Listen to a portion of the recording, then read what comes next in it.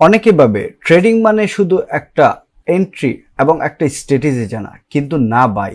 90 ভাগ ট্রেডারই লস করে শুধুমাত্র তাদের নির্দিষ্ট কোনো মানি ম্যানেজমেন্ট না থাকার কারণে। মানি ম্যানেজমেন্ট তোমার ক্যাপিটাল বাঁচাবে, তোমার লসকে কন্ট্রোলে রাখবে, আর তোমার প্রফিটের যে পরিমাণ সেটা বাড়াতে সহযোগিতা করবে। মানি ম্যানেজমেন্ট শিটটা ফলো করলে তুমি যে সকল সুবিধাগুলো পাবা সেটা হচ্ছে পার ট্রেডে তুমি কত ডলার ইনভেস্ট করতে চাচ্ছ সেটা ঠিক করতে পারবা, সেটা রোবট তোমাকে ঠিক করে দিবে। প্রতিটা সেশনের স্টপ লস কত হবে, টেক প্রফিট কত হবে সেটা রোবট তোমাকে সেট করে দেবে।